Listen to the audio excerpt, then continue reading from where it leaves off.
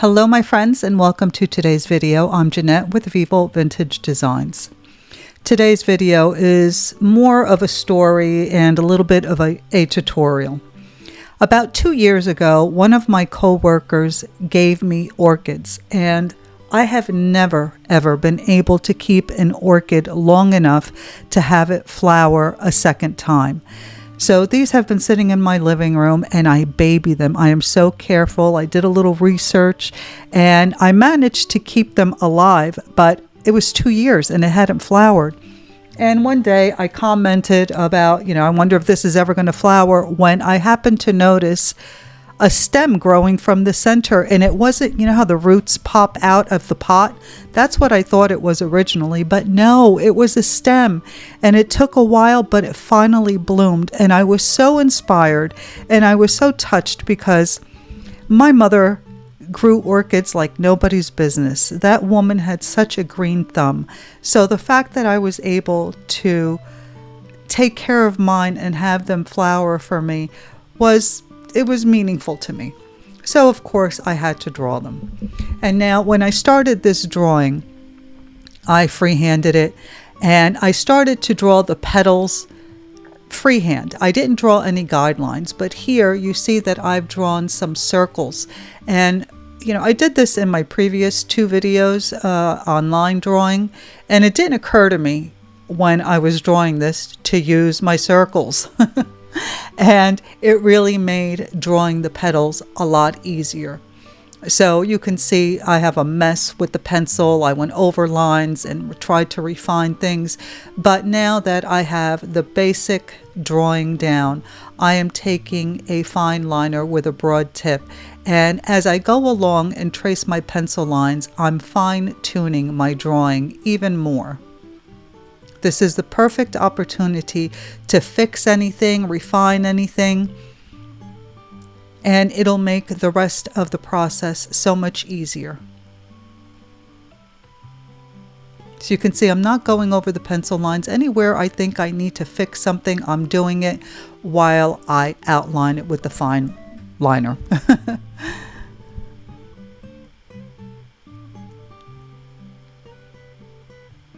Now for the marker that I'm using, as I mentioned in a previous video, all my art supplies are downstairs in my studio, and I'm unable to make the stairs. So I'm using whatever I have upstairs. And now I've switched to a micron pen, and this one has a very fine nib. I think it's a 0.25. And now I'm drawing the centers of each of the petals. And you can see I chose to draw some lines, and they're curved in the center of each petal. And then on the side of those curved lines, I'm drawing kind of what looks like tree branches. And if you watch carefully, you'll see what I mean. So you can see I'm drawing a line, and then I'm drawing branches off of those lines, just to fill in that area on either side of the straight curved lines. And I really like the way this turned out. I wasn't sure because my orchids are white, so you can't really see the details and the lines in them. So this is what I decided to go with, and I think it turned out really nice. And as I went along, I realized that doing all the straight lines, the curved straight lines in the center first, and then adding those little branchy lines on the sides made the process a lot faster and a lot easier.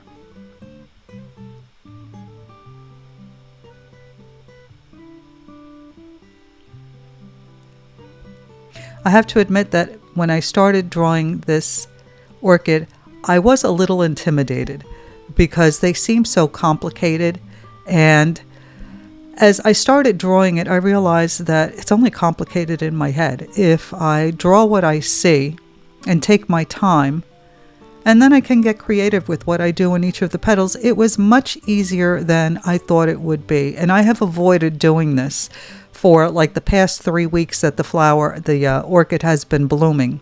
I took pictures of it, but again, I was intimidated and I wouldn't do it. Today I finally decided I'm going to give it a try. I have to practice what I preach. It's just paper and pen.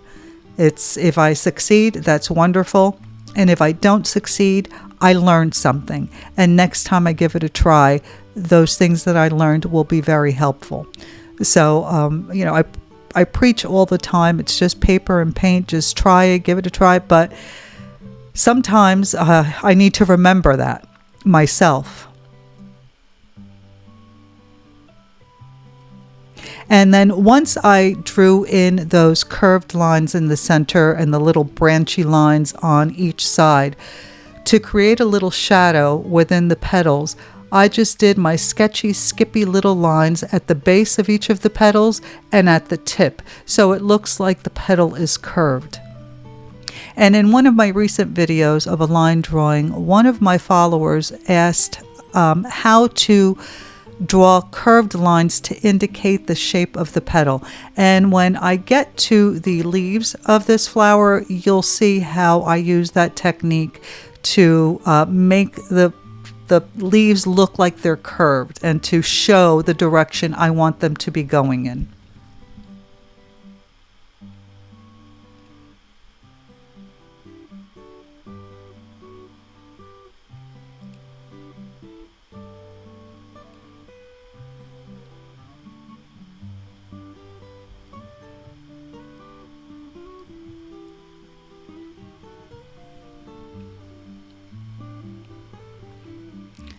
You can see that this is really not that difficult. It's just some straight lines, and then it really just straight lines. I think that drawing the flower was the most difficult part. And if you don't want to freehand it, find an image on Unsplash or on Google, wherever. Even in a coloring book, you can find flowers that you can easily trace. And the fun part is filling in the petals. So you really don't have to be able to draw to do something like this. You can simply trace. I'm a firm believer in tracing. I don't normally like to draw because it takes so much time, and what I enjoy most is painting. But when you're doing a line drawing like this, it's all about drawing. But again, you can simply trace the outline and then freehand the inside. So, okay, here we are at the leaves, and I am drawing in the center vein for each of the leaves. And then you'll see how I show the direction that the petal is growing in with my sketchy, skippy little lines.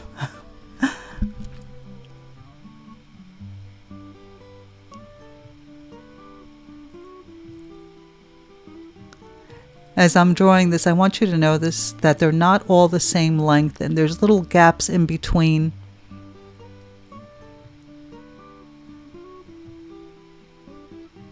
And as I'm drawing them in, I am curving the line to show how the petal is growing, rather the leaf.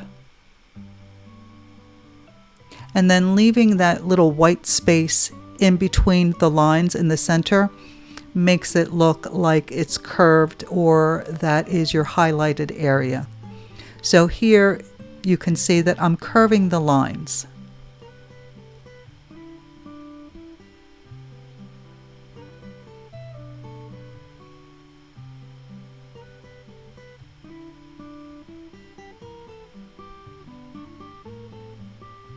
And all the lines don't have to come from the base of the leaf. They can come from the side of the leaf.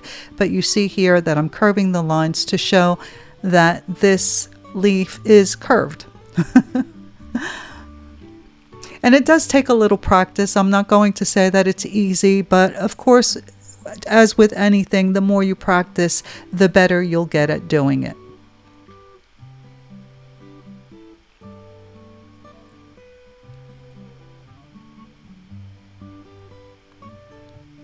And make sure to stick around until the end of the video. I'll post a picture of the finished drawing, and I'll also post a picture of my beautiful orchids. I'm so proud.